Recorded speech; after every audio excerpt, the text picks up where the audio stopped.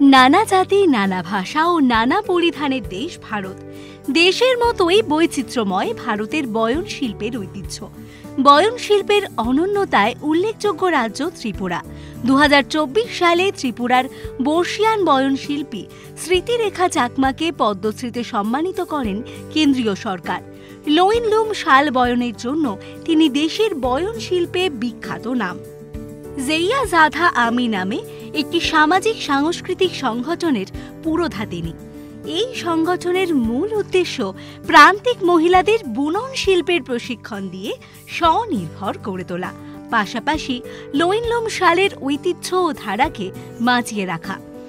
63 বছর বয়সী স্মৃতিরেখা উদ্ভিদের মূল বীজ এবং নানান ভেষজ পদার্থের মাধ্যমে অর্গানিক ডাই তৈরির পারদর্শিতার জন্য বিখ্যাত।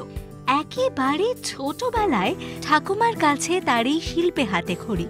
তিনি দেখতেন তার ঠাকুমা লোইনলুমে বুনতেন। সেখান থেকেই দেখে দেখে লোইনলুম বয়নের ওপর ভালোবাসা জন্মায়। নাগা সম্প্রদায়ের প্রাচীন পদ্ধতিকে তিনি বাঁচিয়ে রেখেছেন। গাছের পাতা, ফুল, শিকড়, ফল, সবজির রস থেকে রং তৈরি করে সুতোয় ব্যবহার করেন তিনি। 1964 সালে ত্রিপুরায় তাঁর জন্ম। চাকমা সম্প্রদায়ের আর 5টা মেয়ের জীবন যেমন হয় তেমনই হতে পারত স্মৃতিরেখার জীবনও, কিন্তু শিল্পের প্রতি অপরিসীম ভালোবাসা আর সেই শিল্পকে বাঁচিয়ে রাখার আগ্রহ তাকে অন্য জীবনের সন্ধান দেয়। তাই গাছ, ফুল, পাতা, প্রকৃতি সর্বত্র থেকে রং সংগ্রহ করতে পেরেছেন তিনি। শিল্পের প্রাচীন কলাকৌশল এবং বয়ন শিল্পের নিজস্ব ঘরানাকে বাঁচিয়ে রাখতে আবিষ্কার করেছেন নিত্য নতুন কৌশল। তাঁর সমস্ত কর্মকাণ্ডের নেপথ্যে ছিল পরিশ্রম আর অপরিসীম নিষ্ঠা, যা তাঁকে পৌঁছে দিয়েছে আন্তর্জাতিক মঞ্চে। ত্রিপুরার বয়ন শিল্পের ইতিহাসে সোনার অক্ষরে লেখা থাকবে বয়ন শিল্পী স্মৃতিরেখা চাকমার নাম। চাকমা সম্প্রদায়ের সাংস্কৃতিক ঐতিহ্য রক্ষায় অক্লান্ত সেনানী তিনি।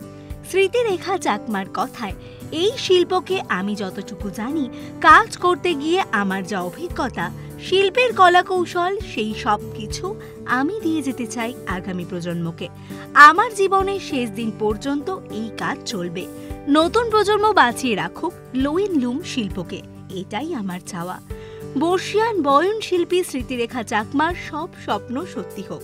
ত্রিপুরার বিস্ময় স্মৃতিরেখা চাকমাকে জিও বাংলা জানায় আন্তরিক শ্রদ্ধা ও প্রণাম।